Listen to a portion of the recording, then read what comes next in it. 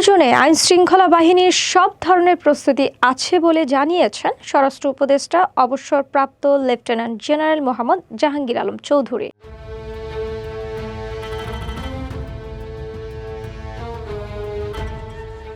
আমার মেয়ে বিষয়ে আমার কোনো কিছু বলেনি। আমরা যদি বলতো তাহলে আমার মেয়ে মারা যাইতে দিতাম না। আমি বহুত চেষ্টা করছি, আমি থাকি না। সরকার পুলিশ যদি থাইমা থাকে, আইন যদি থাইমা থাকে, আদালত যদি থাইমা থাকে, আমার কি করার আছে কও?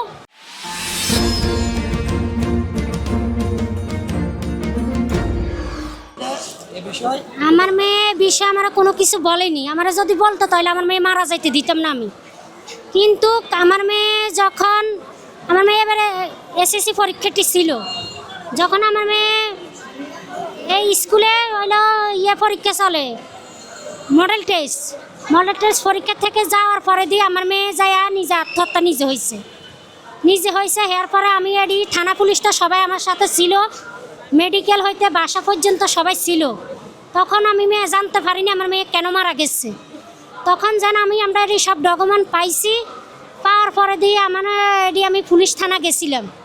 পুলিশ থানা যাই আমি সব কিছু ডকুমেন্ট করে দিয়েছি, দেখাইতেছি, সব কিছু প্রমাণাতি দিতেছি। কিন্তু এরা আমার পরবর্তীতে মামলা নেয়নি। এরা আমার বলতেছে যে আপনার মেয়ের একটা মামলা হয়েছে পুলিশ সরকারবাদী, পরে সরকারবাদী মামলা হয়েছে। তখন আমি বলতেছি এখন আপনারা কীভাবে কী করতে চান, আপনারা আমার কাছে মামলা নেন, আমার সব কিছু তথ্য আছে, আমি এখন সব প্রমাণাতি নিয়ে আইছি। তখন এরা বলতেছে যে আমি এখন মামলা নিতে পারতেছি না, আপনার মেয়ের পোস্টমর্টমের রিপোর্ট আসুক।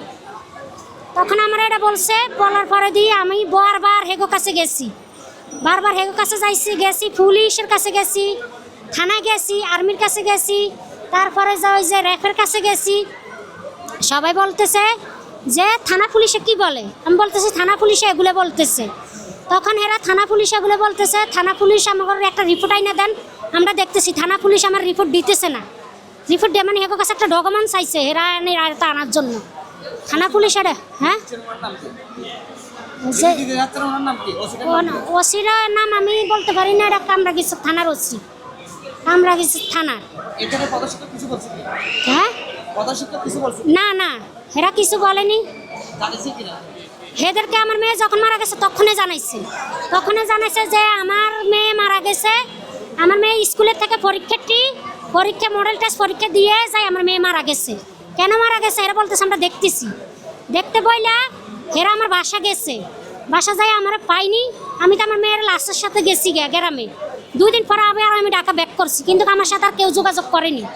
আমি থানা পুলিশ অনেক হাঁটছি, অনেক ঘুরছি, আজকে 8 মাস থেকে আমি একটা কোড়া মামলা দিচ্ছি। ওই আমার কোড়ের মামলাটা এরা থামিতে রাখছে, নোটিশ ফাড়াই কোর্টের থেকে নোটিশ পাঠাইছে, কোর্টালা করে আবার থানা রিপোর্ট পাঠাইছে যে আমরা অপেক্ষা আছি রিপোর্টের লাগে, পোস্টমর্টমের রিপোর্টের জন্য অপেক্ষা আছে। কিন্তু পোস্টমর্টমের রিপোর্টে পর্যন্ত এরা আমার দেয়নি। এবার আমি বারবার তারা দেনে না পুলিশে দেয়নি, মেডিকেলটা আমার রিপোর্ট দিব পুলিশকে, কিন্তু পুলিশ আমার দেয় না। এরপরে আমার পুলিশ বারবার আমি পুলিশে তারা দিতেছি আমার মেয়ের রিপোর্টটা আনেন, আমার মেয়ে কেন মারা গেছে আপনারা বিচার করেন, আমার মেয়ের রিপোর্টটা আনেন। তখন এরা বলতেছে আমার যে আপনারা তালাশ করেন। আমি অনেক তালাশ করছি ঢাকা মেডিকেল। এরপরে যেখানে রিপোর্টটা দেওয়া হয় ওইখানে আমি গেছি রমজান ঈদের পরে। ওইখানে যাওয়ার পরে দিয়ে আমার এরা আমি বলতেছি আমার মেয়ে সালমা এভাবে আত্মহত্যা করছে, আমারও রিপোর্টটা লাগবে। বলতেছে আমরা তো রিপোর্ট পুলিশকে দিব।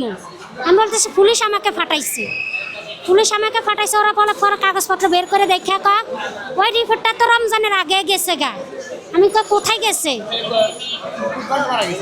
আমার মেয়ে মারা গেছে জানুয়ারি 16 তারিখে। হ্যাঁ তখন হ্যাঁ আমি বহুত চেষ্টা করছি, আমি থাকি না। সরকার পুলিশ যদি থাইমা থাকে, আইন যদি থাইমা থাকে, আদালত যদি থাইমা থাকে, আমার কি করার আছে কও? আমি তার আসামিরে জোর করে নি। হ্যাঁ সব কিছু করে এখনো করতেছি হ্যাঁ এখানেও জানাইছে আমার মেয়ে একটা।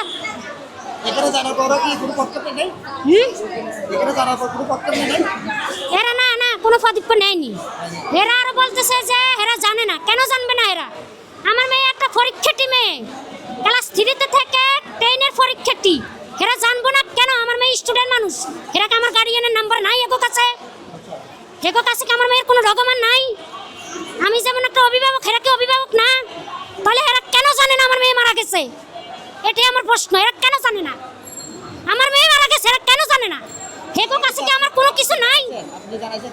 অবশ্যই জানাইছি, এরা আমার বাসা পর্যন্ত গেছে, বাসা পর্যন্ত যাই আর বলতেছে দেখতেছে কই, আর আমার সাথে কোনো যোগাযোগ করেনি।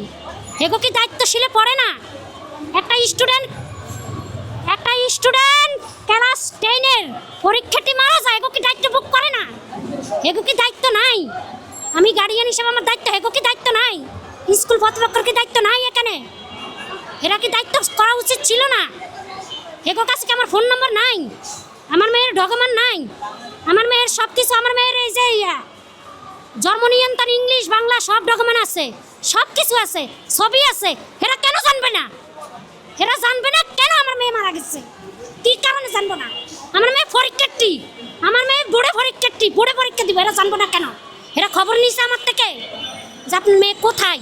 আমি খবর দিছি, এরা এরপর আমার পিছু ধরছে, গেছে আগাইছে। না না, আমি ফোনে, আমি একা মানুষ, ফোনে এগুলো জানানো হয়েছে সাথে সাথে। আমার মেয়ে যখন মারা গেছে সাথে সাথে জানানো হয়েছে। এরা দেখতে বইলে আর কোনো দেখা দেখি নাই। হ্যাঁ হ্যাঁ, আইনে আমি এখন পর্যন্ত লড়তেছি, আজকে 8 মাস থেকে আমি লড়তেছি। আমার পোস্ট ম্যাডামের রিপোর্টও দিতেছে না। আমার নাম রিনা আক্তার, মেয়ের নাম উম্মে সালমা। স্কুলে শুধু সালমা দেওয়া, স্কুলে খালি সালমা দেওয়া, কিন্তু আমার মেয়ের নাম উম্মে সালমা। বৃষ্টিতে স্বস্তি মিললেও বেড়েছে রিক্সাওয়ালাদের দাপট। একটু বৃষ্টি হলেই যেন তাদের দাম বেড়ে যায় লাগামহীন। এতে ভোগান্তিতে ভুগতে হয় সাধারণ মানুষের। যেখানে 20 টাকার ভাড়া, সেখানে চাওয়া হচ্ছে 80 থেকে 100 টাকা। এখন বৃষ্টির মধ্যে গাড়ি না চালালে কী করে খাবো? উচিত নয়, ফের আবার কী করে? এখন তা তো দয়া করে তারা দিয়ে যায়, হয়তো 50 টাকার ভাড়া এখন 60 টাকা আপনি দিয়ে গেলেন, ওটা তো কোনো হিসেবে ধরা যায় না। যারা 40 টাকা ভাড়া, তারা বৃষ্টি বাদলের দিন তারা এমনি 40 টাকাই দিয়ে যাবে, বলা লাগে না। যেগুলো নতুন অটোওয়ালারা এগুলো করে, যারা নতুন তারা এগুলো করে, যারা পুরোনো ড্রাইভার তারা কোনো সময় ডুপ্লিকেট করবে না। 40 টাকা ভাড়া উনি একটু বৃষ্টির জন্য দাবি করতেছে 100 টাকা নিচে যাবো না। এগুলো কি আসলে বেকায়দায় ফেলার মতো না? বেকায়দায় ফেলা, আপনি কি মনে করেন? ওটা খারাপ মনে হয়, ওটা খারাপ। আমি রিক্সার জন্য দাঁড়িয়ে রয়েছি, কিন্তু রিক্সা পাইতেছি, কিন্তু বৃষ্টির জন্য ওই 20 টাকার ভাড়া 100 টাকা চাইতেছে, এখন যাইতে পারতেছি না, সমস্যার কারণে দাঁড়িয়ে রয়েছি। আধা ঘন্টা 1 ঘন্টা হবে না, এটা উচিত না। এখন হারা পেছে ফালায় চায়, বিপদজনক, মানুষের যাইতে হবে, সাধারণ মানুষ বিপদ পালায় তারা এটা চাইবো, এটা ঠিক না।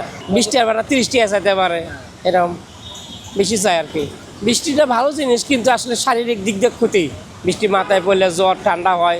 না, রিক্সা পাচ্ছি না এখানে, আর কাছে তো আমার গাড়ি ওখানে কাছে দিকে। আর গাড়িতে যাওয়ার জন্য রিক্সা করছেন? জি জি জি জি জি, এটা নেগেটিভভাবে দেখছি। রিক্সাওয়ালারা একটা ভালো করে না। বৃষ্টি হইলে ডবল ভাড়া হয়ে যায়, ডবল ভাড়া হয়ে যায়, বা ডবল হচ্ছে একটু কম হয়ে যায়, তারা ভাড়া দেয়। বৃষ্টিতে ভিজা গাড়ি চালা, তারপরে ভাড়া বেশি না দিলে তারা যায় না। হ্যাঁ, যে দিকটা আমার কাছে অনেক জুলুম মনে হয়, যে রিক্সাওয়ালা জুলুম করে। এই নিয়ে আজকের প্রতিবেদন। আপনাদের সাথে আছে আমি সোহেল রানা, ঢাকা প্রেস। ওই যে ওদিনকে যে সংসদের ওদিকে ভাই সবাই খারাপ হয়েছে, আমরা জানি, আমরা শিকার যাই, আমরা একবার জায়গায় 2বার নেই, বুঝছেন, শিকার যাই। কিন্তু হ্যাঁ তো পিঠ পিছে ছুরি মাল কিনার দা পাচার করে, মাল না দিয়ে চলে যায়, বস্তায় বইরা বইরা সরায় কিনার দা। আমরা তো সামনাসামনি করি ভাই, আমরা শিকার যাই, আমরা অস্বীকার করি না। একবার জায়গায় 2বার নেই, দুইবার কেন? মানে পিছন থেকে সিরিয়াল ধরা আমার মেয়ের বাসায় যাই ভাই। আমার ছেলের দোকান আছে, ছেলের দোকান আছে। আমাকে খালি পিছে দেয়, সামনের মানুষগুলো পিছে আনতে পারে না। আমরা সামনে আমরা তো সামনে আসিলাম, বৃষ্টি খেলা ভিজাইছি, সব বৃষ্টি সব বৃষ্টি গেছে গান উপরে, হারা সামনের মানুষের খালি পিছে দেয় ধাক্কাই, আর পিছের মানুষগুলো সামনে কে লেগে নিল? সামনের মানুষ তো সামনেই ছিল নাকি? না, সামনের মানুষ সামনে আসিল না, প্রতিদিন মারামারি আমরা করে। আসিলাম সামনে, আমরা আসিলাম, আমরা ওই জায়গায় ছিলাম, ওই জায়গায় ঠেলতে ঠেলতে কই নিয়ে গেছে। দুর্নীতি হচ্ছে। হ্যাঁ, দুর্নীতি হয়েছে। কেমন দুর্নীতি? সিরিয়াল দিয়ে দেবো, টোকন দিয়ে দেবো, কোনো দুর্নীতি হইবে না। কোন জায়গা ছিলে দেন, আপনারা সিরিয়াল দেন, টোকেন দেন, এরা শুনেই না। সিরিয়াল দেবো, টোকন দেবো। আবার মাল না দিয়ে আবার জায়গা, করে ইয়া। মাল না দিয়ে চলে জায়গা কিনাতে সরায় বস্তা ভইরা এই যে কালকে কাকটারে যাইছি, এই যে ভাই এই যে দেন বস্তার মধ্যে বোঝাই করে থয়ে দিছে, এই দেন কোনায় যে বস্তা। আমি প্রায় দেখি এখানে বা যেখানে এই ইয়েগুলো দেওয়া হয়, টিসিবির মালগুলো দেওয়া হয়, কিছু কিছু মানুষ আছে তাদের ফ্যামিলির লোক তো আছেই, আরও লোকজন ভাড়া করে নিয়ে আসে। এরা 3 বার 4 বার করে মাল নেয় এবং প্রত্যেক দিন নেয়, এগুলো করে নিয়ে অন্যজনের কাছে বিক্রি করে দেয় এবং প্রত্যেক দিন আসে এদের একটা ব্যবসা। অতএব এটা চিন্তা করে না যে আমি নিলাম 1 সপ্তাহ বা 15 দিন পরে আমি নিব, তাহলে আরও 10 জন নেওয়ার সুযোগ পাবে, এই জিনিসটা এদের মধ্যে নেই। যার কারণে এই ভাইয়েরা অনেক বিপদে পড়ে। মানুষ ওনাদেরকে খারাপ কথা বলে, কিন্তু এগুলো ঠিক না। যারা নিছেন অন্তত 1 সপ্তাহ 15 দিন পরে আবার আসবেন, আজকেই নিছেন কালকে আবার আসতে হবে এমন কোনো কথা নাই। তাহলে আপনার জন্য আরও 10 জনের ক্ষতি হবে। আশা করি যে আপনারা একটু ধৈর্যশীলভাবে নিজেও উপকারিত হবেন, অন্য করে উপকার করার সুযোগ করে দিবেন। বিক্রি করে দোকানদারের কাছে, ইভেন যারা বাসা বাড়িতে আসতে পারে না তাদের কাছে, সবাই তো লাইনে দাঁড়াইতে পারে না, মানবতা আছে, বিবেক আছে, তাদের কাছে বিক্রি করে। হট্টগোল আসলে তো কিছু সংখ্যক মানুষ করতেছে, আসলে সবাই তো করে না। যারা দেখে গেছে করে না তারা কিন্তু আসলে মূলত মাল পায় না। তো কিছু জনগণ আছে যে এক একজন 4 বার 5 বার 7 বার করেও নিচ্ছে, আর ভুক্তভোগী যারা একটা নিবে তারা কিন্তু আসলে সঠিকভাবে পায় না। তো আমরা এখন মার্কার নিয়ে আসছি, মার্ক করে দিব, সিরিয়াল করে দিব, ওই মোতাবেক তাদের নিতে হবে। আর তারপরে যদি তা কিছু করে তো আপনারা সাংবাদিক ভাইরা যারা আছেন, আমরা প্রশাসনের সহায়তা নিব। তারা যদি কোনো রকম বিশৃঙ্খলা সৃষ্টি করে, আমরা যেটা আইন মানব যেটা ব্যবস্থা করা দরকার সেটা করব। আচ্ছা, এখন মার্কার নিয়ে আসছেন, এর আগে নাকি আপনি টোকেন ব্যবস্থা ছিল? হ্যাঁ, ব্যবস্থা ছিল। আজকে আমার ভুলে আমার টোকেনটা আমার আনা হয়নি। না, ঝামেলা ইনশাল্লাহ হবে না, যেহেতু আমরা সবাই মিলে যদি কাজ করি, সহজভাবে নেই সব কিছু, এটা সহজ। কিন্তু যদি কঠিন ভাবি তাহলে ওটা কঠিন। তো ইনশাল্লাহ আশা করি সমস্যা হবে না। আপনাকে এখানে কতজনের মালামাল আছে? 500 জন। 500 জন। কিন্তু এখানে তো আমরা দেখতে পাচ্ছি যে প্রায় 1 থেকে 150 জনের বেশি হবে না। হ্যাঁ, এরকমই হবে, 200 হবে, সর্বোচ্চ 250 হবে, এরকম হবে। আরও আসলে নিবে, আমরা তো মার্ক করেই দিব, সিরিয়াল করে দিব হাতে। এখন দাঁড়িয়ে রয়েছি সালেহা স্কুল অ্যান্ড কলেজে। সালেহা স্কুল অ্যান্ড কলেজে চাঞ্চল্যকর একটি ঘটনা ঘটেছে। যৌনহরণী একটি অপরাধ। হিমেল শিক্ষকের কাছে স্কুল ছাত্রী রেহাই পায়নি। ধর্ষণের পর আত্মহত্যার পথ বেছে নিতে হয়েছে। শিক্ষকদের হওয়ার কথা শিক্ষার্থীদের জন্য নিরাপদ আশ্রয়ের, কিন্তু পুরান ঢাকার সালেহা স্কুল অ্যান্ড কলেজের ইংরেজি শিক্ষক আশফাকুজ্জামান হিমেলের বিরুদ্ধে উঠেছে ভয়াবহ অভিযোগ। প্রেমের ফাঁদে ফেলে প্রতারণা, অশ্লীল প্রস্তাব, ধর্ষণ ও পরীক্ষায় ফেল করানোর হুমকি। অভিযোগ আছে 3 মাসের অন্তঃসত্ত্বা হওয়ার পর বিষয়টি জানলে হিমেল অস্বীকার করেন। এরই শিকার হয়ে আত্মহত্যা করেছে এক এসএসসি পরীক্ষার্থী। এই ঘটনায় উত্তাল পুরো এলাকা। আমাদের বলতেছে সবাইকে দেখায় যে আমাদের স্কুল থেকে টিসি দিবে, আমাদের বার্ষিক পরীক্ষায় ফেল করে দিবে। এটা আবার কেমন কথা? সব স্যার ম্যাম সবাইকে দেখায় বলছে যে আমাদের সবাইকে টিসি দিবে। অভিযোগ, শিক্ষক হিমেল মেয়েদের বন্ধুদের মাধ্যমে ফাঁদ পাততেন, সম্পর্ক ভাঙলে ভয় দেখাতেন, পরীক্ষায় ফেল করাবেন। আমার মেয়ে মারা গেছে জানুয়ারি 16 তারিখে। আমার মেয়ে বিষয়ে আমার কোনো কিছু বলেনি। আমরা যদি বলতো তাহলে আমার মেয়ে মারা যাইতে দিতাম না। আমি বহুত চেষ্টা করছি, আমি থাকি না। সরকার পুলিশ যদি থাইমা থাকে, আইন যদি থাইমা থাকে, আদালত যদি থাইমা থাকে, আমার কি করার আছে কও? সবচেয়ে ভয়াবহ ঘটনা ঘটে চলতি বছরের 16 জানুয়ারি। কামরাঙ্গীরচরের বাসায় ফ্যানের সাথে ঝুলে আত্মহত্যা করেন এসএসসি পরীক্ষার্থী সালমা আক্তার। প্রথমে অপমৃত্যুর মামলা হলেও পরে বেরিয়ে আসে শিক্ষক হিমেলের প্রতারণা আর মানসিক নির্যাতনের কাহিনী। পুলিশে দেয়নি, মেডিকেলটা আমার রিপোর্ট দিব না, দিব পুলিশকে, কিন্তু পুলিশ আমারা দেয় না। এরপরে আমরা পুলিশ বারবার, আমি পুলিশে তারা দিতেছি আমার মেয়ের রিপোর্টটা আনেন, আমার মেয়ে কেন মারা গেছে আপনারা বিচার করেন, আমার মেয়ের রিপোর্টটা আনেন। অভিযোগ রয়েছে মোটা অঙ্কের টাকায় থানা পুলিশ ও মর্গ রিপোর্ট আটকে রাখা হয়েছিল প্রায় 8 মাস। পদক্ষেপ তো আমরা নিয়েছি, আর আমাদের কি করণীয়? আমরা যে শিক্ষককে ফোকাস করলাম, বরখাস্ত করলাম, আর তো আমাদের। কিন্তু শিক্ষার্থীদের প্রশ্ন, শুধু বরখাস্ত নয়, শিক্ষক নামের মুখোশে লুকানো হিমেলের বিরুদ্ধে দৃষ্টান্তমূলক শাস্তির প্রয়োজন। আমরা ফাঁসি চাই, বরখাস্ত দিলে কি সব হয়? আমরা চাই এটার বিচার হোক একটা। আজ ক্লাস বর্জন করে সহপাঠীরা বিক্ষোভ মিছিল করেছে, এমনকি রাস্তাও অবরোধ করেছে। শিক্ষক শিক্ষিকারা মানববন্ধনে হুমকি দিয়েছেন বলে অভিযোগ শিক্ষার্থীদের।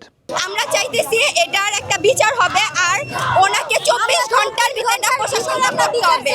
সহপাঠীদের দাবি, শিক্ষক হিমেলের দ্রুত গ্রেপ্তার ও কঠোর আইনগত ব্যবস্থা নেওয়া হোক, অন্যথায় শিক্ষার্থীদের নিরাপত্তা নিয়েই প্রশ্ন থেকে যায়। এদিকে শিক্ষক হিমেল এখনও পলাতক। সালমার মৃত্যুর পর এলাকাবাসীর একটাই প্রত্যাশা, অপরাধের বিচার আর দৃষ্টান্তমূলক শাস্তি।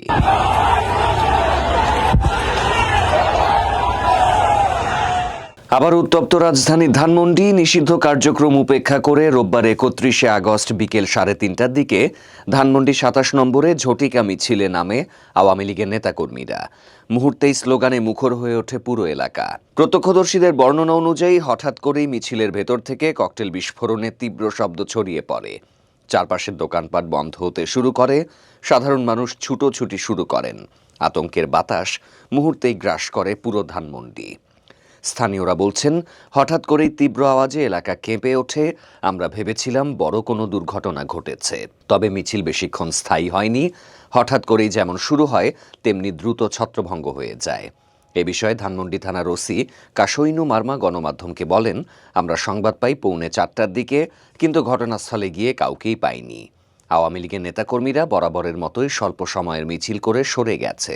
ককটেল বিস্ফোরণ নিয়ে পুলিশের অবস্থান এখন অনিশ্চিত। ওসি বলেন, আমরা শুনেছি বিস্ফোরণের ঘটনা ঘটেছে, তবে এখনও নিশ্চিত নই, তদন্ত চলমান। হঠাৎ ঘটে যাওয়া এই ককটেল বিস্ফোরণ ধানমন্ডিতে আতঙ্ক তৈরি করেছে। রাজধানীর রাজনৈতিক উত্তাপ আরও বাড়ার ইঙ্গিত দিচ্ছে এই ঘটনা।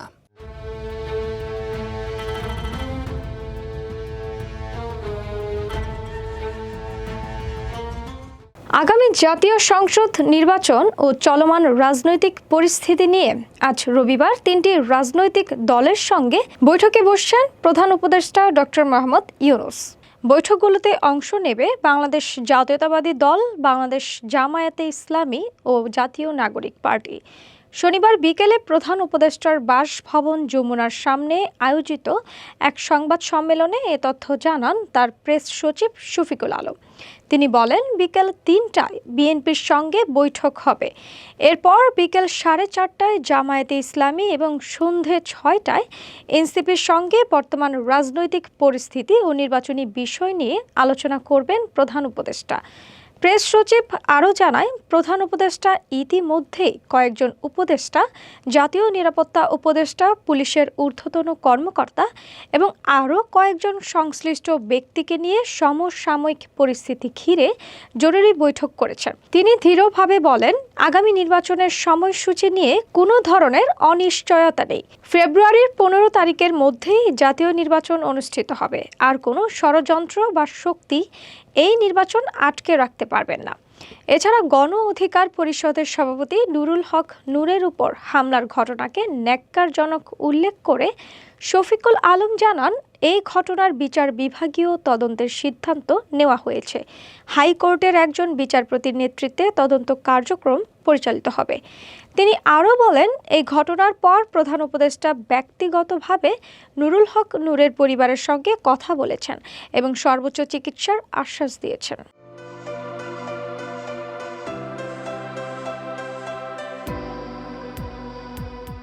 বাংলাদেশ ক্রিকেট বোর্ডে সাবেক অধিনায়ক তামিম ইকবালের আশা নিয়ে দীর্ঘদিন ধরে যে গুঞ্জন চলছিল, অবশেষে তার অবসান হলো। বিসিবির নির্বাচন যখন ঘনিয়ে আসছে, তখনই সেখানে অংশ নেওয়ার ঘোষণা দিয়েছেন দেশের অন্যতম সেরা এই ওপেনার। তিনি প্রথমে বিসিবির পরিচালক হতে চান, এরপর সভাপতি পদে নির্বাচনের দিকেও তার নজর রয়েছে বলে জানিয়েছেন। দেশের প্রথম সারির একটি পত্রিকাকে দেওয়া সাক্ষাৎকারে এই তথ্য জানিয়েছেন তামিম নিজেই। ক্রীড়াবিদ ওয়েবসাইট ক্রিকবাজও একই বিষয়ে একটি প্রতিবেদন প্রকাশ করেছে। ক্রিকবাজকে দেওয়া সাক্ষাৎকারে তামিম বলেন, কেউ আগে ভাগে বলতে পারে না যে তিনি সভাপতি হবেন। আমি নিজেও অনেক কিছু দেখি ও শুনি, কিন্তু মূল প্রশ্ন হলো আমি বিসিবি নির্বাচনে অংশ নেব কিনা। এবার আমি পরিচালক পদে নির্বাচন করছি। তামিম মনে করেন, দেশে ক্রিকেটের জন্য কিছু করতে হলে সবচেয়ে গুরুত্বপূর্ণ আসনে বসা প্রয়োজন। তিনি বলেন, আমার বিশ্বাস যদি আমি বোর্ডে আসি তবে আমার সিদ্ধান্ত নেওয়ার ক্ষমতা থাকতে হবে। এখনই বলা বোকামি হবে যে আমি সভাপতি হতে চাই। যদি দেখি পর্যাপ্ত সমর্থন আছে তখন বিবেচনা করব। বিসিবিতে আসার প্রস্তুতি তামিম আগেই শুরু করেছেন। তিনি দুটি ক্লাবের সংগঠক হিসেবে বিনিয়োগ করেছেন, যার যে কোনো একটি কাউন্সিলর হিসেবে তিনি পরিচালক পদে নির্বাচন করার সম্ভাবনা রয়েছে। তামিম মনে করেন, এমন প্রার্থী বেছে নেওয়ার সময় এসেছে যারা সত্যিই দেশের ক্রিকেটকে এগিয়ে নিতে পারবে। সবাই বলে ক্রিকেটের রাজনীতি থাকা উচিত নয়, কিন্তু আসলে কি হচ্ছে? একে অপরকে আক্রমণ, গুজব ছড়ানো, এসবই চলছে। অথচ আসল আলোচনা হচ্ছে না কে ক্রিকেটের জন্য সবচেয়ে উপযুক্ত প্রার্থী। অনেকেই পরিচালক হতে চান, কিন্তু আসল মনোযোগ দেওয়া উচিত কারা আসলে যোগ্য। বিসিবির গণতন্ত্র অনুযায়ী 3 ক্যাটাগরিতে মোট 25 জন পরিচালক নির্বাচন হবেন। এরপর নির্বাচিত পরিচালকরা ভোট দিয়ে সভাপতি নির্বাচন করেন। বিসিবির সর্বশেষ নির্বাচন 2021 সালের 6 অক্টোবর অনুষ্ঠিত হয়েছিল। গণতন্ত্র অনুযায়ী আগামী 7 অক্টোবরের মধ্যে নতুন নির্বাচন সম্পন্ন করতে হবে।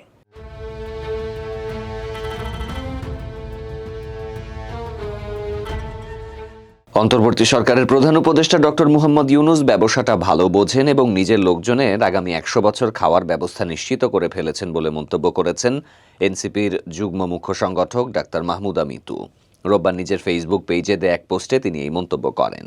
ফেসবুক পোস্টে ডাক্তার মাহমুদা মিতু বলেন, মাথা নত করারও একটা লেভেল থাকে, তবে ব্যবসাটা ভালো বুঝেছে পাগলা ডক্টর ইউনূসকে। তিনি আরও বলেন, গ্রামীণ ইউনিভার্সিটি পাশ করেছে, হাসপাতাল করা, কর্মকুফ, বছর বছর ধরে তার এনজিও বন্ধুদের এম্পাওয়ার করা মানে নিজের লোকজনকে আগামী 100 বছর খাওয়ার ব্যবস্থা সিস্টেমে ফাইনাল করা। ওনাকে দেখে মেরুদণ্ডহীন অতি জ্ঞানীদের আমি ঘৃণা করতে শিখেছি। এনসিপি নেত্রী ডাক্তার মাহমুদা মিতুর এই স্ট্যাটাসটি দেওয়ার পরপরই তার সামাজিক যোগাযোগ মাধ্যমে ভাইরাল হয় এবং মন্তব্য ঘিরে মিশ্র প্রতিক্রিয়া দেখা যায়। অনেকের বিস্তারিত জানতে চেয়েছেন। সুষ্ঠু নির্বাচন আয়োজনে আইন শৃঙ্খলা বাহিনীর সব ধরনের প্রস্তুতি আছে বলে জানিয়েছেন স্বরাষ্ট্র উপদেষ্টা অবসরপ্রাপ্ত লেফটেন্যান্ট জেনারেল মোহাম্মদ জাহাঙ্গীর আলম চৌধুরী। তিনি বলেন, একটু রাজনৈতিক দল নির্বাচন বানচালের চেষ্টা করছে এবং তা প্রতিহত করা হবে। আজ রবিবার দুপুরে আইন শৃঙ্খলা সংক্রান্ত কোর কমিটির বৈঠক শেষে তিনি এই মন্তব্য করেন। স্বরাষ্ট্র উপদেষ্টা বলেন, যে দলের কার্যকলাপ নেই তারা তো চাইবে নির্বাচন না হোক। এটা প্রতিহত করার দায়িত্ব রাজনৈতিক দল, জনগণ সবার। কেউ যেন নির্বাচন কোনোভাবেই বাধাগ্রস্ত করতে না পারে সেই চেষ্টা করা হচ্ছে।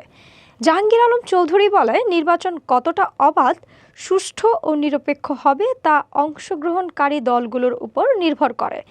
নির্বাচনে নিরাপত্তা প্রদান ও আইন শৃঙ্খলা ঠিক রাখার ক্ষেত্রে আইন শৃঙ্খলা বাহিনী সম্পূর্ণভাবে প্রস্তুত। তিনি বলেন, জনগণের অবাধ ও স্বতঃস্ফূর্ত অংশগ্রহণও গুরুত্বপূর্ণ। এটা রাজনৈতিক দলগুলোকে নিশ্চিত করতে হবে। সবার সহযোগিতায় অন্তর্বর্তী সরকার অবাধ, শান্তিপূর্ণ ও উৎসবমুখর নির্বাচন উপহার দিতে পারবে বলে আশা করছি। রাজনৈতিক দলগুলোর উদ্দেশ্যে তিনি আরও বলেন, সরকার চলে যাওয়ার পর রাজনৈতিক দলগুলোর মধ্যে যে একটা ঐক্য ছিল সে ঐক্য ধরে রাখতে হবে। একটি রাজনৈতিক দল চেষ্টা করছে নির্বাচন বানচালের জন্য, তবে সেটি মোকাবেলা করতে হবে। তিনি জানান, অন্তর্বর্তীকালীন সরকার দায়িত্ব নেওয়ার পর ঢাকা ও এর আশেপাশে 1604টি অবরোধ হয়েছে, যা 123টি সংগঠন করেছে। তিনি বলেন, বিভিন্ন দাবি দেওয়ার জন্য নির্ধারিত মাঠ আছে, কিন্তু অনেকেই সেটা না করে রাস্তাঘাট দখল করে ফেলে। এতে জনভোগান্তি অনেক বেড়ে যায়। জাতীয় পার্টির অফিসে গতকাল আগুন ধরানোর পর পুলিশ বাধা দিয়েছে বলেও জানান তিনি। উপদেষ্টা বলেন, পুলিশ অ্যাক্টিভ হলে সবাই বলে বেশি করে ফেলছে।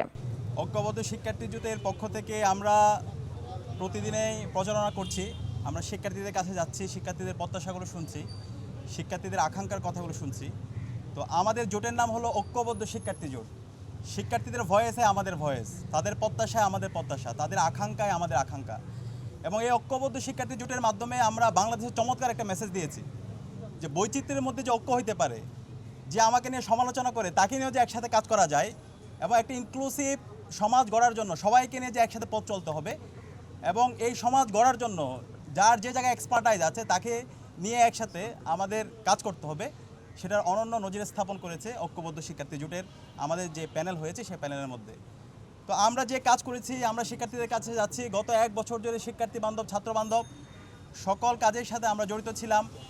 এই কাজগুলো দেখে অনেকে ঈর্ষান্বিত হয়ে তারা আমাদেরকে মোকাবেলা করতে না পেরে এখন আমাদের চরিত্র হননে নেমেছে। এবং বিভিন্নভাবে যদি আপনারা দেখেন আমার ফেসবুক আইডিতে গিয়ে কমেন্ট সেকশনে ক্রমাগত তারা যে পরিমাণ গালাগালি করতেছে, এবং এখানে গালাগালির ক্ষেত্রে কোনো ধরনের লিমিট নাই, একদম আমার মা বাবা থেকে শুরু করে সব কিছুই। এবং ওই আইডিগুলোতে আপনাদেরকে একটু কাজ দিয়ে যায়। এখানে সাংবাদিক বন্ধু যারা আছেন, ঐক্যবদ্ধ শিক্ষার্থী জোটের আমরা যারা প্যানেলে আছি, প্রত্যেকের ফেসবুক আইডি থেকে কমেন্টে একটু যাবেন। কমেন্টে গিয়ে আমাদের ওইখানে যে কমেন্টগুলো করছে, সে কমেন্টগুলো কারা করছে সেগুলো একটু আইডেন্টিফাই করবেন। সে আইডেন্টিফাই করলে আপনারা নির্দিষ্ট কয়েকটা গোষ্ঠীকে খুঁজে পাবেন, সে গোষ্ঠীর নাম আমরা বলতে চাই না, কারণ এখন ডাকসু চলছে।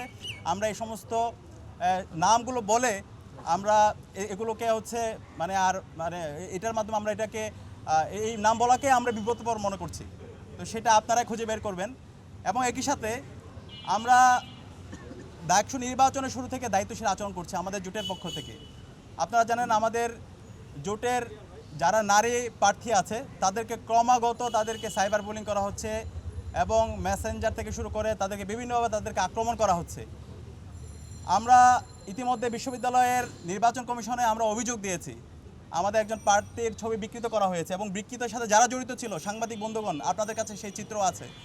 আমরা লিখিত অভিযোগ দেওয়ার পরও আজকে 3 দিন হয়ে গেল, এখন পর্যন্ত নির্বাচন কমিশন তাদের বিরুদ্ধে কোনো ধরনের ব্যবস্থা গ্রহণ করেনি।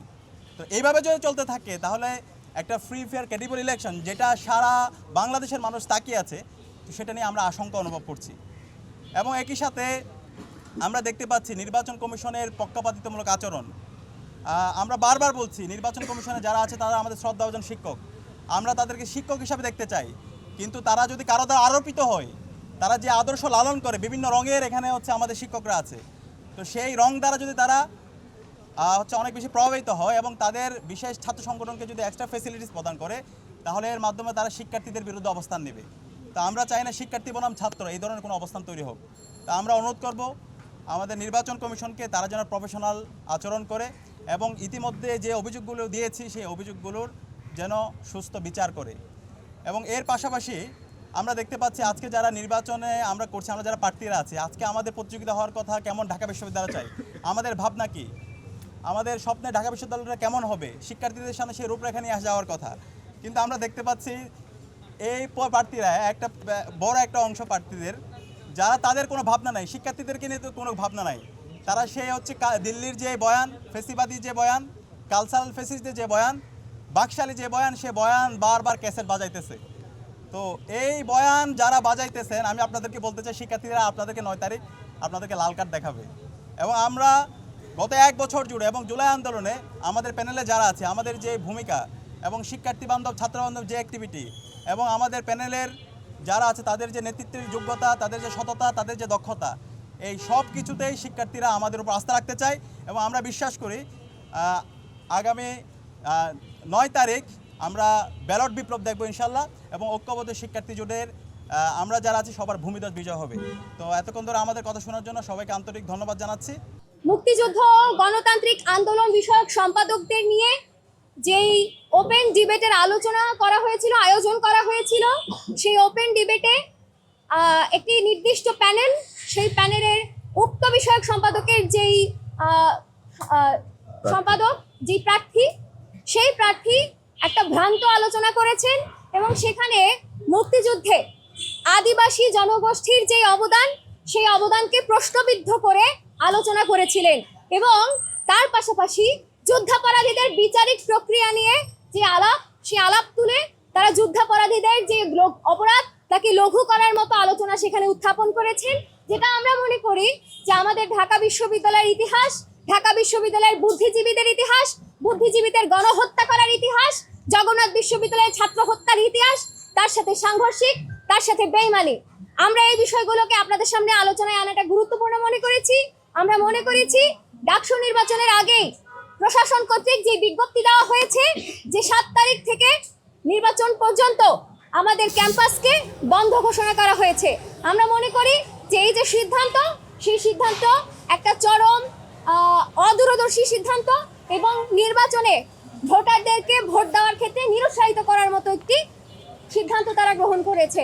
বিশ্ববিদ্যালয়ের জনসংযোগ অধিদপ্তর থেকে প্রচারিত একটি বিজ্ঞপ্তিতে ডাকসু নির্বাচন উপলক্ষে আগামী 7 সেপ্টেম্বর থেকে 10 সেপ্টেম্বর বিশ্ববিদ্যালয়ের সকল ক্লাস পরীক্ষা বন্ধের ঘোষণা দিয়েছে।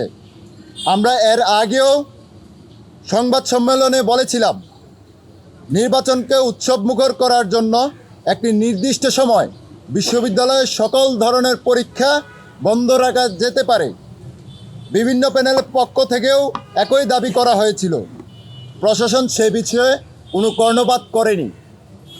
এখন এসে নির্বাচনের ঠিক আগ মুহূর্তে ক্লাস বন্ধ করার সিদ্ধান্ত নির্বাচনের উৎসবমুখর পরিবেশকে ব্যাহত করবে। এর আগের কোনো নির্বাচনে, এমনকি জাতীয় নির্বাচনের আগে পরে কোনো বন্ধের ইতিহাস আমরা দেখি নেই। ভোটারদের নির্বাচনে অংশ নেওয়ার ক্ষেত্রে নিরুৎসাহিত করার যে একটি নির্দিষ্ট গোষ্ঠীকে সুনির্দিষ্ট কিছু সুবিধাজনক পরিস্থিতি তৈরি করে দেওয়ার যে একটি দূরভিসন্ধিমূলক একটা সিদ্ধান্ত, প্রশাসনের এই সিদ্ধান্তের নিন্দা জানাই। আমরা অবিলম্বে ক্লাস বন্ধের এই সিদ্ধান্ত বাতিল করার আহ্বান জানাই। বন্ধুগণ, আপনারা প্রত্যক্ষ করেছেন গতকাল যমুনা টেলিভিশনের একটি আয়োজনে চাকমাসহ আদিবাসী জনগোষ্ঠীর মুক্তিযুদ্ধে অবস্থান নিয়ে আপত্তিকর মন্তব্য করেছে ছাত্র শিবির সমর্থিত ঐক্যবদ্ধ শিক্ষার্থী জোট নামের এই পরিষদের একজন প্রার্থী ফাতিমা তাসনিম জুমা। মুক্তিযুদ্ধে পাহাড় সমতলের আদিবাসীদের সংগ্রামী ভূমিকার ইতিহাস রয়েছে, সেটা আমরা সকলেই জানি।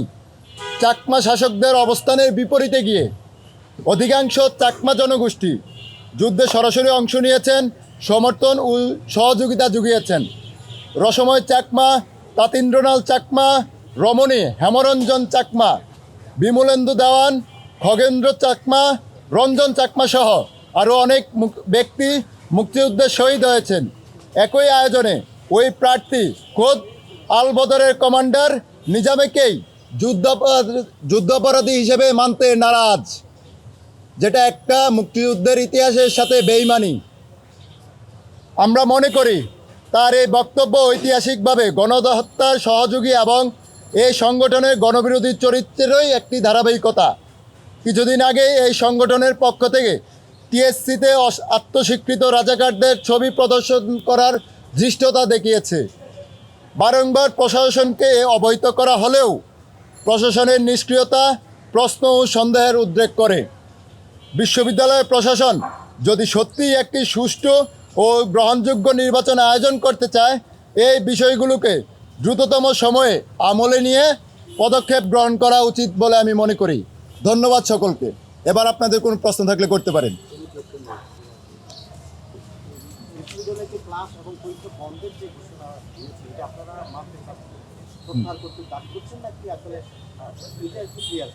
দেখেন, বাংলাদেশের জাতীয় নির্বাচন বলেন আর ডাকসু নির্বাচনের ইতিহাস বলেন, কোনো জায়গায় আজ পর্যন্ত নির্বাচনের আগের দিন এবং পরের দিনে যে ক্লাস বন্ধ রাখার যে বিষয়টি, সেটি কিন্তু আজ পর্যন্ত কোনো নজির নাই। শুধুমাত্র নির্বাচনের দিনই কিন্তু সকল সরকারি অফিস আদালত ক্লাস পরীক্ষা সব কিছু বন্ধ থাকে। এখন নির্বাচনের আগের দিন এবং পরের দিন সহ ক্লাস পরীক্ষা বন্ধ রাখার বিষয়টা আসলে তাদের একটা অন্য একটা প্ল্যান থাকতে পারে আমাদের মনে হয়। আর তার চেয়ে বড় বিষয় হচ্ছে যে এই যে এখন আমাদের যে নির্বাচনের প্রচারণা চালানোর যে সময়টা, এই সময়টাতে ক্লাস চলমান থাকুক, কিন্তু পরীক্ষাটা নিয়ে হচ্ছে যে আমরা দাবি জানিয়েছিলাম যে পরীক্ষা নিয়ে একটা ব্যবস্থা নিন। তারা এই বিষয়ে কর্ণপাত করে নাই, কারণ অনেক প্রার্থীদের পরীক্ষা থাকে, কিংবা সবচেয়ে জরুরি বিষয় যারা শিক্ষার্থী ভোটার তাদেরই পরীক্ষা থাকে। এখন এই পরীক্ষা চলাকালীন সময় তাদের কাছে আমরা ভোট চাইতে গেলে তারা কি পরীক্ষার প্রস্তুতি নেবে, নাকি আমাদের এই ভোট চাইতে যাওয়ার এই বিষয়গুলোকে গ্রহণ করবে? তারাও বিরক্ত হয়, আমরাও আমাদের প্রচারণার কাজ স্বাভাবিকভাবে চালাইতে পারি না। তো সেই জায়গা থেকে আসলে পরীক্ষা, এই জরুরি মুহূর্তে পরীক্ষা নিয়ে হচ্ছে যে একটা গুরুত্বপূর্ণ সিদ্ধান্ত না নিয়ে নির্বাচনের আগের দিন এবং পরের দিন ক্লাস পরীক্ষা সকল কিছু বন্ধ রাখার সিদ্ধান্তটা তো আসলে তাদের কোন মোটিভ থেকে নিছে, এটা আমাদের আসলে আশঙ্কা একটা, যে তারা একটা নির্দিষ্ট গোষ্ঠীরই হচ্ছে যে তারা এখানে সুবিধা দেওয়ার চেষ্টা করছে। ডাকসু নির্বাচনের যে গঠনতন্ত্র, সেটির 2-এর A নাম্বারে যেটি আছে, মানে 2-এর ক, সেখানে আসলে স্পষ্টভাবে লেখা আছে যে ডাকসুর যে মূল উদ্দেশ্য সেটি হলো মুক্তিযুদ্ধের স্পিরিটকে, মুক্তিযুদ্ধের চেতনাকে সমুন্নত রাখা এবং সেটিকে ধারণ করা। বাংলাদেশ ইসলামী ছাত্র শিবির সমর্থিত যে প্যানেল থেকে তিনি নির্বাচন করছেন এবং যে ছাত্র শিবিরের কেন্দ্রীয় কমিটি ঢাকা বিশ্ববিদ্যালয়, সেখানেও কিন্তু তিনি জিএস পদে আছেন। হ্যাঁ, তো সেই জায়গা থেকে বাংলাদেশ ইসলামী ছাত্র শিবিরের যে ঐতিহাসিক যে ভূমিকা এবং ঐতিহাসিক যেই স্ট্যান্ড বাংলাদেশের মুক্তিযুদ্ধের বিরুদ্ধে, সেটি আসলে আমাদের ডাকসুর যে গঠনতন্ত্র, ডাকসুর যে মূল লক্ষ্য এবং উদ্দেশ্য, সেটির সাথে সরাসরি বিরোধিতা করে। এবং আরও যদি এভাবে বলি, আরও যদি বাংলাদেশ ছাত্র শিবির নিয়ে বলতে যাই, বাংলাদেশ ইসলামী ছাত্র শিবিরের যেই গঠিত কিন্তু বাংলাদেশি হয়নি, সেটি আসলে ৭১-এর আগে তারা হচ্ছে বাংলাদেশে এটি পশ্চিম পাকিস্তান থেকে পরিচালিত হতো। পূর্ব পাকিস্তানে এটির উইং সেটি খোলা ছিল, মানে পূর্ব পাকিস্তানে সেটি ইসলামী ছাত্র সংঘ নামে পরিচালিত হতো। এবং পরবর্তীতে মানে ৭১ সালেও কিন্তু ৭১ সালের গণহত্যার সমর্থক হিসেবে, গণহত্যার সহযোগী হিসেবে বাংলাদেশ ইসলামী ছাত্র শিবির, ইসলামী ছাত্র সংঘ নামে তাদের গণহত্যার সমর্থন চালিয়েছেন এবং গণহত্যার সহকারী হিসেবে পাকিস্তানিদেরকে সহায়তা করেছেন। তো এই ঐতিহাসিক স্ট্যান্ড থেকে এবং পরবর্তীতে যদি বলি, ইসলামী ছাত্র সংঘ পরবর্তীতে ইসলামী ছাত্র শিবির নামে স্বাধীন বাংলাদেশে রাজনীতি করা শুরু করে। কিন্তু ৭২-এর সংবিধান অনুযায়ী বাংলাদেশে আসলে কোনো ধর্মভিত্তিক রাজনীতি চলতে পারবে না, সেটি বলা আছে। তো যাই হোক, আমরা SM ফরহাদের বিষয়ে যেই আমার বক্তব্যগুলি তুলে ধরেছি, সেটির প্রথম বক্তব্যটা হচ্ছে ডাকসুর গঠনতন্ত্রের যেই লক্ষ্য এবং উদ্দেশ্য, সেটি অন্যতম একটি গুরুত্বপূর্ণ পয়েন্ট। এবং অন্য যেটি আছে সেটি হচ্ছে SM ফরহাদ, তিনি যেখানে পড়াশোনা করেন, গবেষণা এবং সমাজ কল্যাণ ইনস্টিটিউট, সেখানের যে ছাত্রলীগের পদ ছিল, ছাত্রলীগের কমিটি ছিল, সেখানে তিনি কিন্তু যুগ্ম সাধারণ সম্পাদক হিসেবে সেই কমিটিতে বহাল ছিলেন। এবং জুলাইয়ের আগে এবং জুলাই পরবর্তী সময়ে তার কাছ থেকে আমরা কিন্তু কোনো পদত্যাগপত্র বা কোনো ধরনের প্রুফ আমরা পাইনি যে তিনি আসলে এই সংগঠনটিতে আর বিলং করেন না। তিনি কিন্তু স্টিল এই সংগঠনটিতেই বিলং করেন এবং একটি নিষিদ্ধ সংগঠনের সদস্য হিসেবে তার কিন্তু এই নির্বাচনে অংশগ্রহণ করার কথা না। এবং একই সঙ্গে হচ্ছে তিনি বাংলাদেশ এবং ওই যেটি ডাকসুর গঠনতন্ত্রের 2-এ অনুযায়ী তিনি যে মুক্তিযুদ্ধকে ধারণ করেন না, তার সাংগঠনিক পদ অনুযায়ী তিনি যে বাংলাদেশ ইসলামী ছাত্র শিবিরের সাধারণ সম্পাদক হিসেবে আছেন, সেই অনুযায়ী তিনি আসলে তো সেই হিসেবে মানে তিনি আসলে এই ডাকসু নির্বাচনে তার প্রার্থিতার বিষয়ে আমরা এই বিষয়টি আনার চেষ্টা করেছি, বা এই বিষয়ে আমার রিটের মূল বক্তব্য। এবং আরও একটি বিষয় যদি বলি, আমি হচ্ছি এই প্যানেলে মুক্তিযুদ্ধ এবং গণতান্ত্রিক আন্দোলন সম্পাদক পদে প্রার্থিতা করছি। তো সেই স্ট্যান্ড থেকে, সেই কমিটমেন্ট থেকে আমার মনে হয়েছে এই বিষয়টি আসলে মুক্তিযুদ্ধের স্পিরিটকে যদি আমরা ধারণ করি, মুক্তিযুদ্ধের বক্তব্যকে এবং এর মূল মন্ত্রকে যদি আমরা সমুন্নত রাখতে যাই, তাহলে এই বিষয়টিও আসলে আমাদের প্রত্যেকের কনসার্নে থাকা উচিত। আর আরেকটি জিনিস, আমি যেখানে পড়াশোনা করছি, চারুকলা অনুষদ, ড্রয়িং অ্যান্ড পেইন্টিং ডিপার্টমেন্ট, সেখানেও আমি যেই শিল্প সংস্কৃতির চর্চার মধ্যে বড় হয়েছি, সেই চর্চার মধ্যে আছি। আমি নিজেকে একজন শিল্পী বলে দাবি করি। সেই জায়গা থেকে আমার মনে হয় যে শিল্পীর যে দায়বদ্ধতা, শিল্পের যে উদ্দেশ্য, সেটি হচ্ছে বিস্মৃতির বিরুদ্ধে সবসময় স্মৃতির লড়াইটা জারি রাখা। তো আমি চাই না যে এই আমাদের যে ঐতিহাসিক স্ট্যান্ড, সেটি আসলে আমরা ভুলে যাই, বা আমাদের ঐতিহাসিক গণহত্যা সেটি আসলে আমরা ভুলে যাই। আমি চাই এই স্মৃতিটা আমরা ধরে রাখি, এবং এটি আমার দায়বদ্ধতা হিসেবেই আমি করেছি। মার্কিন প্রেসিডেন্ট ডোনাল্ড ট্রাম্পের প্রশাসন যুক্তরাষ্ট্র সরকারের অর্থায়নে পরিচালিত সংবাদ মাধ্যম ভয়েস অফ আমেরিকার প্রায় 500 সংবাদকর্মীকে চাকরিচ্যুত করার উদ্যোগ নিয়েছে। রবিবার ব্রিটিশ সংবাদ মাধ্যম বিবিসি এ তথ্য জানায়। বিবিসির প্রতিবেদন অনুযায়ী ট্রাম্প প্রশাসন দীর্ঘদিন ধরে ভয়েস অফ আমেরিকাকে উগ্রপন্থী আখ্যা দিয়ে আসছে এবং এবার শেষ পর্যন্ত সংস্থাটির কার্যক্রমে লাগাম টেনে ধরার সিদ্ধান্ত নিয়েছে। ভয়েস অফ আমেরিকার মূল সংস্থা ইউএস এজেন্সি ফর গ্লোবাল মিডিয়ার ভারপ্রাপ্ত প্রধানকারী লেক এক বিবৃতিতে বলেন, এই সিদ্ধান্ত ফেডারেল আমলাতন্ত্র কমিয়ে সংস্থার কার্যকারিতা বাড়িয়ে এবং মার্কিন করদাতাদের অর্থ আশ্রয় করবে। তবে কর্মচারীদের ইউনিয়ন সরকারের এই পদক্ষেপকে অবৈধ আখ্যা দিয়েছে। আদালতে দাখিল করা নথিপত্র অনুযায়ী মোট 532টি পদ বিলুপ্ত করা হবে, যার বেশিরভাগই ভয়েস অফ আমেরিকার। এতে শেষ পর্যন্ত মাত্র 108 জন কর্মী অবশিষ্ট থাকবেন। এর আগে গত জুন মাসে কারি লেক 639 কর্মীকে ছাঁটাই করার ঘোষণা দিয়েছিলেন, তবে কাগজপত্রের ত্রুটির কারণে নোটিশগুলো প্রত্যাহার করা হয়েছিল। নির্বাচন হতে হবে এবং সেটি কোনো অবস্থায় ফেব্রুয়ারি অতিক্রম করা চলবে না। স্বৈরতন্ত্র পতনের পর 16 বছর ধরে আমরা যেমন প্রত্যাশা করেছি গণতন্ত্রের ভোটাধিকার, এখনো স্বৈরতন্ত্রের পতনের পরেও একইভাবে গণতন্ত্র এবং ভোটাধিকার প্রয়োগের জন্য মানুষ উন্মুক্ত হয়ে আছে। কিন্তু কবে, কখন, কিভাবে তারা তাদের পছন্দের প্রার্থীকে, দলকে ভোট দিবে তারা নিজেরাও জানে না।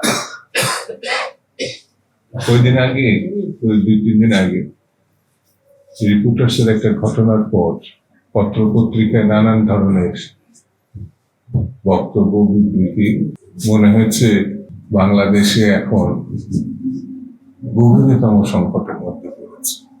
গণতন্ত্র নিশ্চিহ্ন হয়ে যাচ্ছে, আর কোন সম্ভাবনা নাই। আমার তখন মনে হয়েছে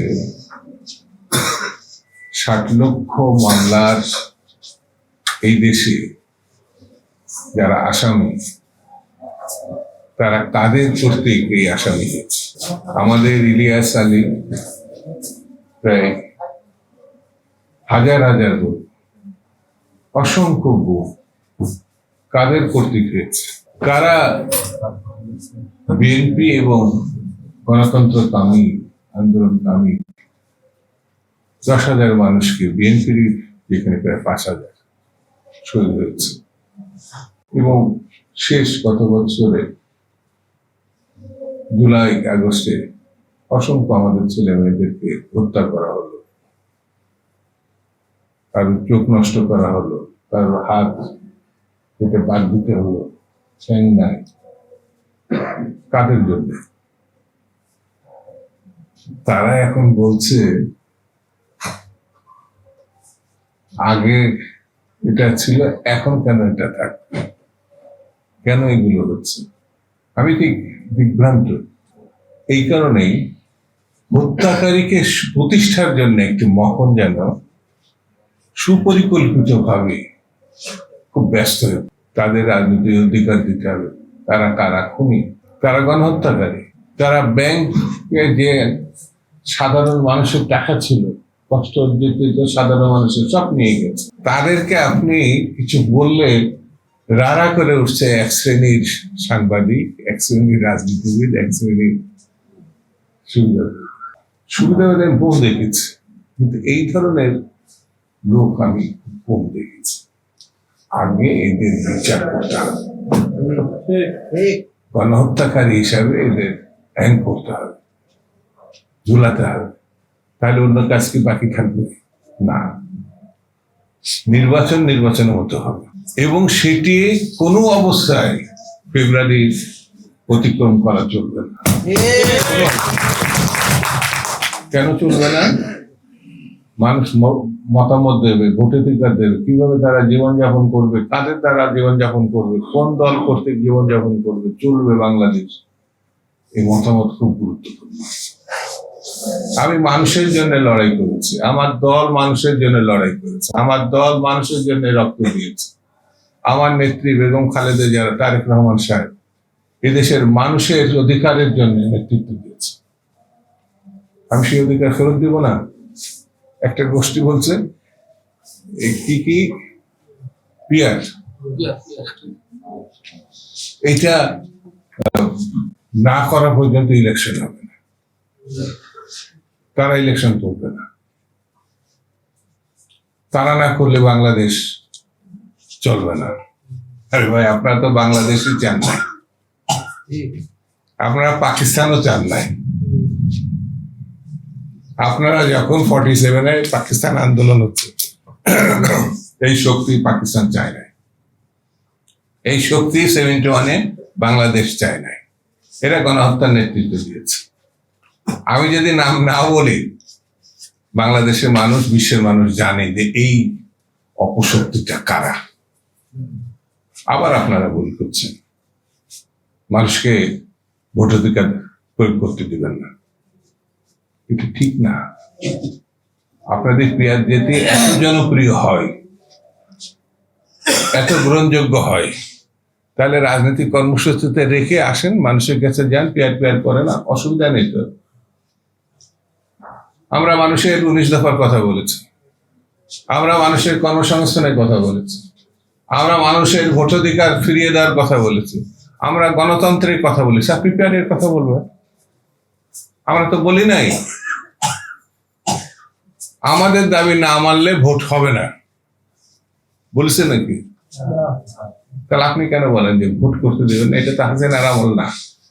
আপনি কি ডক্টর ইউনূসকে হাসিনার মতো মনে করেন কিনা সেটা আগে ক্লিয়ার করেন। আপনি আগে ক্লিয়ার করেন গণঅভ্যুত্থানকে কি হিসাবে, মানুষের অধিকারের প্রত্যাবর্তন হিসেবে দেখেন, নাকি হৃদয়ে ভারাক্রান্ত হয়ে আওয়ামী লীগ যেহেতু পালাইছে সেই জন্য আপনারা অশ্রু বিসর্জন দিচ্ছেন, এই জন্য আর ইলেকশন হবে না? ক্লিয়ার করেন। আর আপনার এত জনপ্রিয় হলে তো ইলেকশন করলে তো আপনারা জিতবেন, এই বিশ্বাস কি আপনাদের আছে? থাকলে আসেন, ইলেকশন করেন, যেতেন। পিয়ার কেন? আরো কিছু যদি আপনাদের কর্মসূচি থাকে সেটা বাস্তবায়ন করবেন। কাঁঠাল অন্যের মাথায় রেখে ভেঙে খাবেন, এটি হবে না।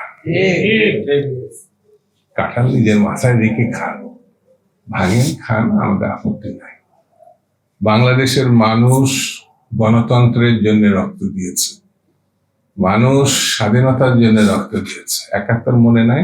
বাধা দিয়েছিলেন, ঠেকাতে পারছেন? ইলেকশন বাধা দিলে ৭১ মতো আবার পরাজিত হবে। কোনোভাবে আপনারা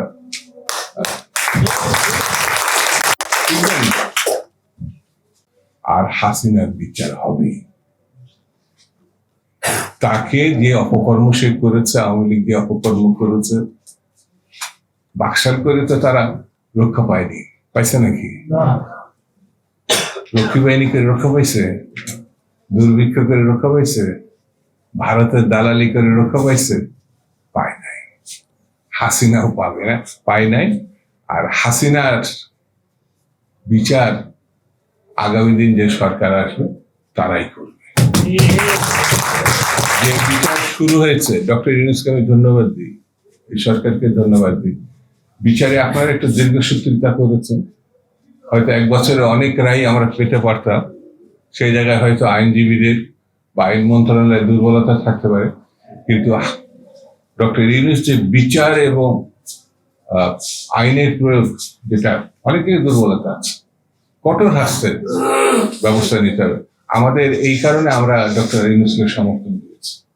এই বিচার চলমান থাকবে। এই সরকার যা শুরু করেছে, আগামী সরকার, আমি ব্যক্তিগতভাবে বিশ্বাস করি যারা আসবে তারা বিচারে যদি সমাপ্তি না হয়ে থাকে, ওই সরকারের সময় সমাপ্ত হবে, নিশ্চিতভাবে হবে। বন্ধুরা, ঐক্যবদ্ধ থাকতে হবে। ষড়যন্ত্র চতুর্দিকে, পার্শ্ববর্তী দেশও বসে নাই। আর এত টাকা তাদের হাতে, আর এত অবৈধ অস্ত্র তাদের হাতে, কিন্তু তাদেরকে ছোট করে দেখলে বিপদ হতে পারে। সেজন্য বন্ধুরা, আসুন আমরা সামনের দিনগুলো গণতন্ত্র প্রতিষ্ঠার জন্য ঐক্যবদ্ধভাবে যারা যেন লড়াই করতে পারে, এক জায়গায় থাকতে পারি, একভাবে সামনের দিকে এগোতে পারি, সেই প্রত্যাশা এবং আহ্বান জানি আমি আমার। ডাকসু নির্বাচনের প্রচারণার দিন শুরুর পর থেকে আমরা আমাদের ঐক্যবদ্ধ শিক্ষার্থী জোটের পক্ষ থেকে আমাদের প্রচারণার যে কার্যক্রম সেটি শুরু করেছিলাম, এবং হলগুলোতে এবং ফ্যাকাল্টিগুলোতে শিক্ষার্থীরা যেখানে যেখানে অবস্থান করছেন, শিক্ষার্থীদের সাথে সাক্ষাতে আমরা আমাদের সময় কাটাচ্ছি এবং শিক্ষার্থীদের সাথে মিশছি। শিক্ষার্থীরা আলহামদুলিল্লাহ ভালো রেসপন্স করছে, বিশেষত নারী শিক্ষার্থীরা বেশ ভালো রেসপন্স করেছে এখন পর্যন্ত। আমরা আমাদের প্রচারণা চালিয়ে নিয়ে যাচ্ছি।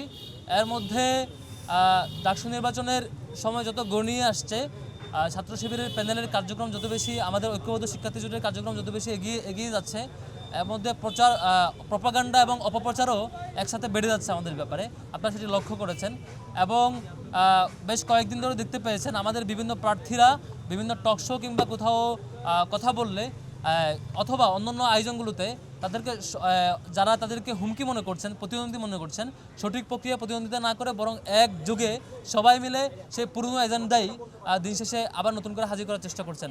আমরা স্পষ্টত ক্লিয়ার করছি, বারবার বলেছি আমরা 71 এবং পরবর্তী 24 সংক্রান্ত ইস্যুতে বলেছি 71 এবং 24কে মুখোমুখি যারা দাঁড় করাতে চায় তাদের বিরুদ্ধে আমাদের স্ট্যান্ড, আমাদের প্রতিবাদ আমরা সেই টিএসসিতে আমাদের প্রোগ্রামের সময় আমরা ক্লিয়ার করেছি এবং এটাও ক্লিয়ার করেছি বেশ কয়েকটি পক্ষ তাদের শিক্ষার্থী বিচ্ছিন্নতার কারণে, জনবিচ্ছিন্নতার কারণে নিজেদের কোনো এজেন্ডা না পেয়ে, শিক্ষার্থীদের কাছে প্রকাশ করবার মতো নিজেদের কোনো ইতিবাচক কার্যক্রম না পেয়ে, কোনো এজেন্ডা না পেয়ে তাদের একটা এজেন্ডা হয়ে দাঁড়িয়েছে যে সকাল বিকাল সন্ধ্যা সবসময় ছাত্র শিবিরের ব্যাপারে সমালোচনা করা, সকাল বিকাল সন্ধ্যা সেই আওয়ামী ন্যারেটিভ নিয়ে, পুরনো এজেন্ডা নিয়ে নিজেদের এখানে টিকাদারি করা। মুক্তিযুদ্ধ এদেশের সবার, 71-এর মুক্তিযুদ্ধ এদেশের মানচিত্র, এদেশের সংস্কৃতি, এদেশের সব কিছুই এদেশের সকল মানুষের। একটি নির্দিষ্ট পক্ষকে দায়িত্ব দিয়ে দেওয়া হয় নাই সেটিকে টিকাদারি করবার জন্য, একটি নির্দিষ্ট পক্ষকে দায়িত্ব দিয়ে দেওয়া হয় নাই সেটিকে তাদের মতো করে মুজিববাদী বয়ানে সেটি হাজির করবার জন্য। 71 এই বাংলাদেশের সকল নাগরিকের স্বাধীনতা, এই বাংলাদেশের সকল নাগরিকের প্রত্যেকে এটিকে ওন করে এবং ধারণ করে। এখন 24 71-এর এক্সটেন্ডেড রূপ। 71-এর মধ্য দিয়ে যেমন আমরা স্বাধীন ভূমি এবং স্বাধীনতা পেয়েছিলাম, কিন্তু আধিপত্যবাদের কবল থেকে আমরা মুক্তি পাইনি, সেটি এই 24-এর গণ অভ্যুত্থানের মধ্য দিয়ে সেই মুক্তি আমরা পেয়েছিলাম। বারবার আমরা ক্লিয়ার করেছি, এখনও যারা শিক্ষার্থী বিচ্ছিন্নতার রূপ ঢাকতে না পেরে, যাদের এজেন্ডা শূন্যতার রূপ ঢাকতে না পেরে আবারও সেই পুরনো আলাপগুলো সামনে এনে মনে করছেন তারা শিক্ষার্থীদের অনেক কল্যাণ করবেন। ঢাকা বিশ্ববিদ্যালয়ের শিক্ষার্থী যথেষ্ট ম্যাচিউর, এগুলো নিয়ে খুব বেশি শিক্ষার্থীরা জানেন যে আপনাদের আর কোনো শিক্ষার্থীদের কল্যাণমূলক কর্মসূচি না থাকার কারণে, আপনাদের দলীয় এজেন্ডার শূন্যতার কারণে, কিংবা আওয়ামী লীগকে দীর্ঘদিন ধরে ইম্পাওয়ার করার যে অপরাধ ছিল, আওয়ামী লীগের ক্রসফায়ার, আওয়ামী লীগের হত্যাকাণ্ড, আওয়ামী লীগের গুম, আওয়ামী লীগের আয়নাঘর, সেগুলোকে ইম্পাওয়ার করে 2013 সাল পরবর্তী 14 সালের ইলেকশনের 100 শতাধিক আসনে বিনা প্রতিদ্বন্দ্বিতায় নির্বাচিত হয়ে যাওয়ার পরে যখন সারা দেশে ছাত্রদল, শিবির, বিএনপি, জামাত এবং অন্যান্য দলগুলো মিলে আন্দোলন পরিচালনা করেছিল, ছাত্র শিবিরের যখন শতাধিক লোক বারবার শতাধিক লোককে জীবন দিতে হয়েছে এবং লক্ষাধিক মামলা বহন করতে হয়েছে, তখন সে আন্দোলনকে যারা ক্রিমিনালাইজ করেছিল সেই ক্রিমিনালাইজ হওয়ার কারণে আওয়ামী লীগ পরবর্তীতে ইম্পাওয়ার্ড হয়েছে। ইম্পাওয়ার্ড হওয়ার পরে পরবর্তীতে আওয়ামী লীগ নিজেকে ফ্যাসিবাদের রূপরেখায় নিয়ে গিয়েছে, ফ্যাসিবাদ হয়ে গিয়েছে। সে অপরাধে আপনারা যারা আওয়ামী লীগকে ইম্পাওয়ার করেছিল তারা এই দায় কখনো এড়াইতে পারে না যে 24-এ যে হাজার হাজার শিক্ষার্থী, হাজার হাজার মানুষকে শহীদ হতে হলো, এটির দায় মূলত সেই সময় আওয়ামী লীগকে ইম্পাওয়ার যারা করেছে তাদের উপর দায় বর্তায়। সেই অপরাধকে ঢাকবার জন্য আর কোনো ইস্যু না পেয়ে সেই ছাত্র শিবির নিয়ে মিথ্যাচার করে যাচ্ছেন। এটি নিয়ে আমরা বিচলিত নয়, শিক্ষার্থীরা এটির জবাব 9 সেপ্টেম্বর দেবে ইনশাল্লাহ। দ্বিতীয়ত, আজকে আপনারা একটি সংবাদ দেখেছেন আমার ব্যাপারে, কোনো একজন রিড করেছেন, এটা খুব ভালো সংবাদ, আমি দেখে ওয়েলকাম করেছি যে অন্তত এটুকু ভালো, বেশ কয়েকটি দল দীর্ঘদিন ধরে সাদিক ভাইকে নিয়ে কিংবা আমাকে নিয়ে বিভিন্ন ভিডিও এডিট করে, ছবি এডিট করে, নানা অপপ্রচার এবং প্রপাগান্ডার চাইতে অন্তত কোর্টে গিয়েছেন, এটা খুবই ভালো। আমি আপনাকে ওয়েলকাম করছি। আপনি যিনি কোর্টে রিড করেছেন আমার প্রার্থিতা চ্যালেঞ্জ করে প্রার্থিতা বাতিলের জন্য, আপনাকে ওয়েলকাম। এবং স্বভাবতই ছাত্র শিবিরের জায়গা থেকে এবং আমাদের জায়গা থেকে কোর্টের রায়ের প্রতি এবং আইন এবং আদালতের প্রতি আমাদের রেসপেক্ট অলওয়েজ ছিল, সামনেও থাকবে। সেটি কোর্টের যেহেতু বিবেচনাধীন বিষয়, কোর্ট থেকে রায় আসুক সেটির অপেক্ষায় থাকবে এবং সেটির প্রতি আমার রেসপেক্ট এবং সম্মান এবং সেটিকে ওয়েলকাম করার জায়গাটুকু আমরা মানসিকভাবে প্রস্তুত এবং অলওয়েজ প্রস্তুত ছিলাম। আর এই ধরনের রিট এবং এই ধরনের যে আয়োজনগুলো করেছে, এটা সবচেয়ে ভালো হতো আরও আগে করতে, আর কি 7 দিন আগে করে, ইলেকশনের আগ মুহূর্তে করে, কেন যেন আমি জানি না কেন করেছে, আরও আগেও করতে পারতেন। এবং আইনি প্রক্রিয়া যাওয়াটা আমরা ইতিবাচকভাবে দেখছি এবং তাকে আমাদের দিতে ধন্যবাদ জানাচ্ছি। এই বৈষম্যহীন সরকার ও রাষ্ট্র আমাদের স্বতন্ত্র ইবতেদায়ী মাদ্রাসা বিগত 40 বছর যে অবহেলার শিকার, বৈষম্যের শিকার, সেই পুনরায় বৈষম্য করতে যাচ্ছে। এবং সেই সাথে আমি বলতে চাই, আগামী 14 সেপ্টেম্বরের মধ্যে অনুদানবিহীন সকল স্বতন্ত্র ইবতেদায়ী মাদ্রাসা ছাত্রছাত্রীদের উপবৃত্তি প্রদানের জন্য বিজ্ঞপ্তি প্রকাশ করতে হবে। এমপিওর কোন বিজ্ঞপ্তি জারি করতে হবে। যদি না করা হয়, আগামী 14 সেপ্টেম্বর আমাদের যে কেন্দ্র থেকে যে প্রোগ্রামের ঘোষণা আসবে, সেই প্রোগ্রাম আমরা সফল করে দাবি আদায় করা না পর্যন্ত ঘরে ফিরবো না ইনশাআল্লাহ। এবং এই কথা বলতে চাই যে আমরা সাধারণ শিক্ষকদেরকে বলতে চাই যে আপনারা যেখানে যে অবস্থা যেভাবেই আছেন সেখান থেকে প্রস্তুতি গ্রহণ করেন। আমরা এই 8,000 প্রতিষ্ঠানের 40,000 শিক্ষক এই জাতীয় প্রেস ক্লাবে 14 তারিখে উপস্থিত হয়ে সরকারকে জানান দেব যে বিগত 40 বছর আমরা যে ফ্যাসিজমের মধ্যে আবদ্ধ ছিলাম, এই আবদ্ধ আর থাকতে চাই না। সুতরাং আপনারা প্রস্তুতি নেন, এবং আমি বলতে চাই যে আজকে আমরা ধর্ম নির্বিশেষে সকল সংগঠন একত্রিত হয়ে এই সাংবাদিক সম্মেলন আয়োজন করা হয়েছে, এবং আগামী 14 তারিখে প্রোগ্রাম সকল সংগঠন মিলে আমাদের দাবি না হওয়া, আদায় না হওয়া পর্যন্ত, আমরা চূড়ান্ত বিজয় না আসা পর্যন্ত একত্রিত থেকে সকল শিক্ষক, সাংবাদিক এবং সকল গোয়েন্দা সংস্থার ভাইদেরকে নিয়ে আমরা চূড়ান্ত বিজয় পর্যন্ত ইনশাআল্লাহ একসাথে একত্রিত থাকবো। এই বলে আমি আমার বক্তব্য শেষ করছি। আসসালামু আলাইকুম।